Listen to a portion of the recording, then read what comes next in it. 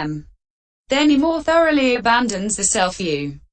The method of ineluctable regularity becomes evident to him through seeing rise according to condition owing to his discovery of the arising of the fruit when the suitable conditions are there. Then he more thoroughly abandons the moral inefficacy of action view. Section 103. The characteristic of not-self becomes evident to him through seeing rise according to condition owing to his discovery that states have no curiosity and that their existence depends upon conditions. The characteristic of impermanence becomes evident to him through seeing rise and fall according to instant owing to his discovery of non-existence after having been known to his discovery that they are secluded from past and future. The characteristic of pain becomes evident to him through that too owing to his discovery of oppression by rise and fall. And the characteristic of individual essence becomes evident to him through that too owing to his discovery of delimitation of states by rise and fall. And in the characteristic of individual essence, the temporariness of the characteristic of what is formed becomes evident to him through that too owing to his discovery of the non-existence of fall at the instant of rise and the non-existence of rise at the instant of fall. Section 104. When the several truths, aspects of the dependent origination, methods, and characteristics have become evident to him, thus, then formations appear to him as perpetually renewed. So these states, it seems, being previously unarisen, critic, and being arisen, they cease. And they are not only perpetually renewed, but they are also short-lived like dewdrops at sunrise. A 4137. Like a bubble on water. S 314I. Like a line drawn on water. A 4137. Like a mustard seed on an all-S point. Nid I 42. Like a lightning flash. Nid I 43. And they appear without core, like a conjuring trick. S 3141. Like a mirage. DHP 46. Like a dream. SN 807. Like the circle of a welling firebrand. Source untraced. Like a goblin city. Source untraced. Like froth. DHP 46. Like a plantain trunk. S 3142. And so on. At this point he has attained tender insight knowledge called contemplation of rise and fall, which has become established by penetrating the 50 characteristics in this manner. Only what is subject to fall arises, and to be arisen necessitates fall. With the attainment of this he is known as a beginner of insight. The 10 imperfections of insight. Section 105. Now, when he is a beginner of insight with this tender insight, 10 imperfections of insight arise in him. For imperfections of insight do not arise either in a noble disciple who has reached penetration of the truths or in persons erring in virtue, neglectful of their meditation subjects and idlers. They arise only in a clansman who keeps to the right course, devotes himself continuously to his meditation subjects and is a beginner of insight. But what are these 10 imperfections? They are illumination, knowledge, rapturous happiness, tranquility, bliss, pleasure, resolution, exertion, assurance, equanimity, and attachment. Section 106. For this is said, how does the mind come to be seized by agitation about higher states? When a man is bringing formations to mind as impermanent, illumination arises in him. He adverts to the illumination, thus, illumination is a noble oneness state. 33. The distraction due to that is agitation.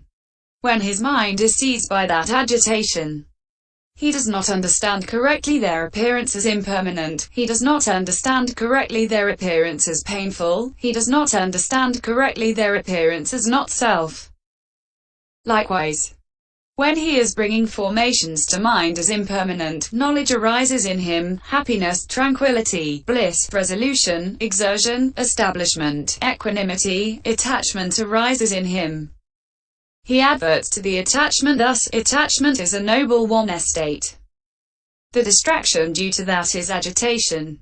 When his mind is seized by that agitation, He does not correctly understand their appearance as impermanent. He does not correctly understand their appearance as painful. He does not correctly understand their appearance as not self. Pies 2100. Section 107. 1.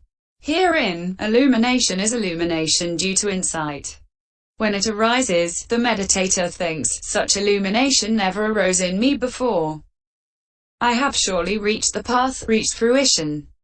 Thus he takes what is not the path to be the path and what is not fruition to be fruition.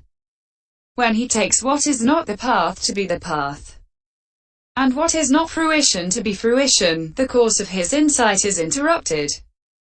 He drops his own basic meditation subject and sits just enjoying the illumination. Section 108. But this illumination arises in one bhikkhu illuminating only as much as the seat he is sitting on. In another, the interior of his room. In another, the exterior of his room. In another, the whole monastery, a quarter league, a half league, a league, 2 leagues, 3 leagues.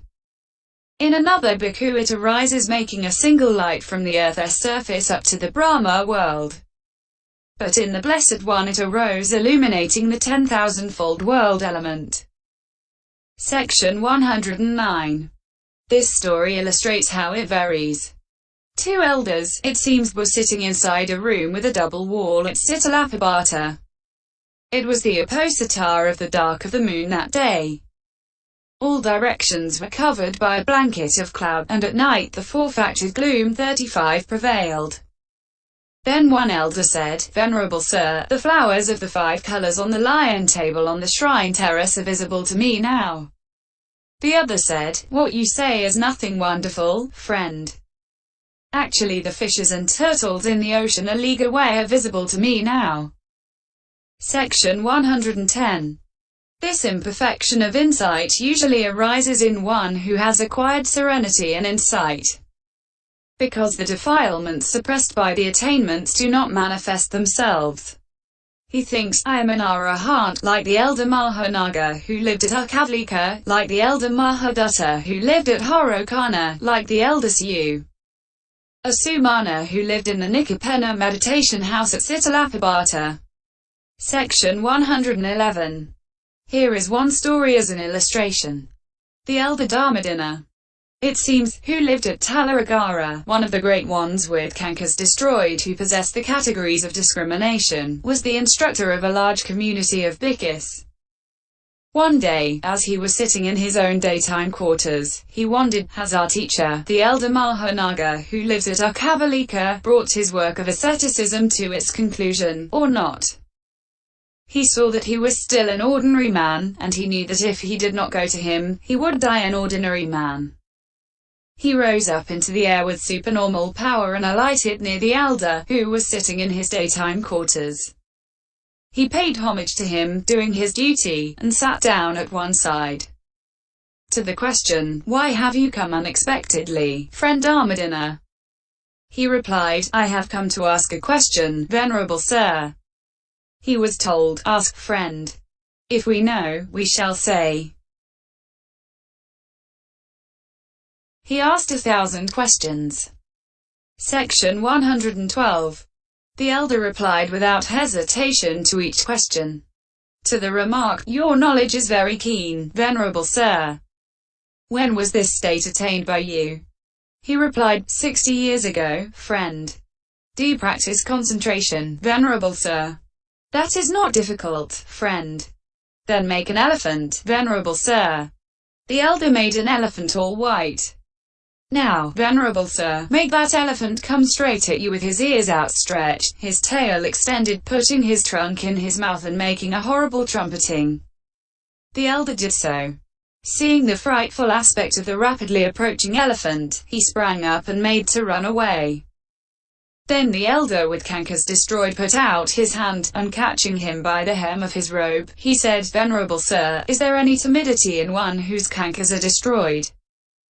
Section 113. Then he recognized that he was still an ordinary man. He knelt at Dharmadina's feet and said, "Help me, friend Dharmadina." "Venerable sir, I will help you. That is why I came." Do not worry. Then he expounded a meditation subject to him. The elder took the meditation subject and went up onto the walk, and with the third footstep he reached arahantship. The elder was a bhikkhu of hating temperament, it seems. Such bhikkhus waver on account of illumination. Section 114. 2. Knowledge is knowledge due to insight. As he is estimating and judging material and immaterial states, perhaps knowledge that is unerring, keen, incisive, and very sharp arises in him, like a lightning flash. Section 115. 3. Rapturous happiness is happiness due to insight. Perhaps at that time the 5 kinds of happiness, namely, minor happiness, momentary happiness, showering happiness, uplifting happiness, and pervading rapturous happiness arise in him, filling his whole body. Section 116. 4. Tranquility is tranquility due to insight. As he is sitting at that time in his night or day quarters, perhaps there is no fatigue or heaviness or rigidity or unwieldiness or sickness or crookedness in his body and his mind.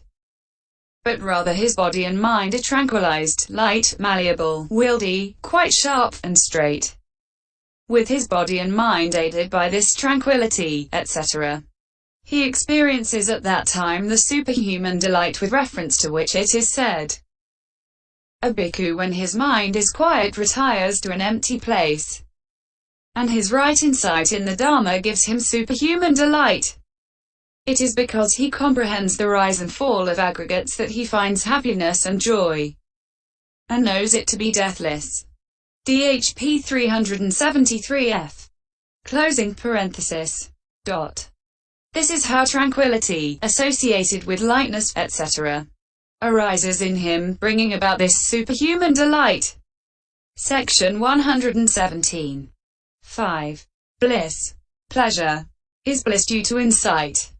At that time perhaps there arises in him exceedingly refined bliss, pleasure, flooding his whole body. Section 118. 6. Resolution is faith. For strong faith arises in him in association with insight in the form of extreme confidence of consciousness and its concomitants. Section 119. 7. Exertion is energy. For well-exerted energy, neither too lax nor too strained, arises in him in association with insight. Section 120. 8. Assurance. Lit. Establishment. Is mindfulness. For well-established, well-assured, well-founded mindfulness, which is dug in and as immovable as the king of mountains, arises in him in association with insight. Whatever subject he adverts to, consciously reacts to, gives attention to, reviews, appears to him, he is assured of, owing to mindfulness, which descends into it, enters into it, just as the other world does to one who has the divine eye. Path of Purification Part 3. Understanding. Panna. Section 121. 9. Equanimity is both equanimity about insight and equanimity in adverting. For equanimity about insight, which is neutrality about formations, arises strongly in him at that time. It is also equanimity in adverting in the mind door. For whatever the subject he adverts to, his adverting works as incisively and sharply as a lightning flash, like a red-hot spear plunged into a basket of leaves. Section 122. 10. Attachment is attachment due to insight. For when his insight is adorned with illumination, etc., attachment arises in him, which is subtle and peaceful in aspect, and it relies on, clings to, that insight, and he is not able to discern that attachment as a defilement. Section 123. And as in the case of illumination, so too in the case of the other imperfections that may arise, the meditator thinks thus. Such knowledge, such rapturous happiness, tranquility, bliss, resolution, exertion, assurance, equanimity, attachment never arose in me before. I have surely reached the path, reached fruition. Thus he takes what is not the path to be the path and what is not fruition to be fruition. When he takes what is not the path to be the path and what is not fruition to be fruition, the course of his insight is interrupted. He drops his basic meditation subject and sits just enjoying the attachment. Section 124. And here illumination, etc. are called imperfections because they are the basis for imperfection, not because they are karmically unprofitable. But attachment is both an imperfection and the basis for imperfection. As basis only they amount to 10. But with the different ways of taking them they come to 30. Section 125. How? When a man takes it thus, illumination has arisen in me, his way of taking is due to false view. When he takes it thus, how agreeable this illumination that has arisen is, his way of taking is due to pride. Conceit. When he relishes the illumination, his way of taking is due to craving. So there are three ways of taking it in the case of illumination, that is to say, due to false view, to pride, conceit, and to craving. Likewise with the rest. So they come to 30 with the three ways of taking them. Owing to their influence, an unskillful, unwary meditator wavers and gets distracted about illumination, etc. And he sees each one of them illumination and the rest as this is mine, this is I, this is myself. MI 135. Hence the ancients said, he wavers about illumination and knowledge, rapturous happiness, about the tranquilness, the bliss, whereby his mind becomes confused. He wavers about resolution, exertion, and assurance too, the adverting equanimity, and equanimity and attachment. Pice 2102. Section 126. But when illumination, etc. arise, a skillful, wary meditator who is endowed with discretion neither defines and examines it with understanding thus. This illumination has arisen. But it is impermanent, formed, conditionally arisen, subject to destruction, subject to fall, subject to fading away, subject to cessation. Or he thinks, if illumination was self, it would be right to take it as self. But being not self, it is taken as self. Therefore it is not self in the sense of no power being exercisable over it. It is impermanent in the sense of non-existence after having come to be. It is painful in the sense of oppression by rise and fall, all of which should be treated in detail according to the method given under the immaterial septad. And as in the case of illumination, so too with the rest. Section 127. Having investigated it thus, he sees the illumination as this is not mine, this is not I, this is not myself. He sees knowledge, etc. Closing parenthesis. Attachment as this is not mine, this is not I, this is not myself. Seeing thus, he does not waver or vacillate about the illumination, and so on. Hence the ancients said. So when a man of understanding has examined these 10 things and is now skilled in agitation about higher states, he no more falls a prey to wavering. Pice 2102. Section 128. So he unravels this 30-fold skein of imperfections without falling a prey to wavering. He defines what is the path and what is not the path thus. The states consisting in illumination, etc. are not the path. But it is insight knowledge that is free from imperfections and keeps to its course that is the path.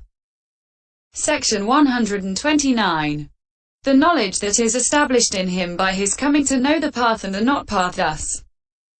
This is the path, this is not the path, should be understood as the purification by knowledge and vision of what is the path and what is not the path.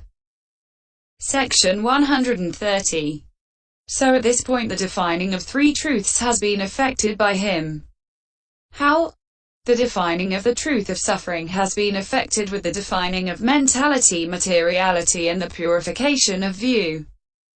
The defining of the truth of origination has been effected with the discerning of conditions in the purification by overcoming doubt. The defining of the truth of the path has been effected with the emphasizing of the right path in this purification by knowledge and vision of what is the path and what is not the path. So the defining of three truths has been effected firstly by means of mundane knowledge only. The 20th chapter, called the description of purification by knowledge and vision of what is the path and what is not the path in the treatise on the development of understanding in the path of purification, composed for the purpose of gladdening good people. Opening parenthesis. End pop _ 020. Note 1. Comprehension by placing together in groups. Totals. The states that are differentiated into past, future and present is comprehension by groups. This, it seems, is the term used by the inhabitants of Jambudvipa, India. However, insight into states by means of the method beginning, any materiality whatever, M316, is inductive insight. This, it seems, is the term used by the inhabitants of Tambapa, Sri Lanka. That is why he said to inductive insight called comprehension by groups. Vism MH 778. Note 2. Tirawa could also be rendered by judging on specific and general characteristics. Vism MH says, hardness, touching, etc., as the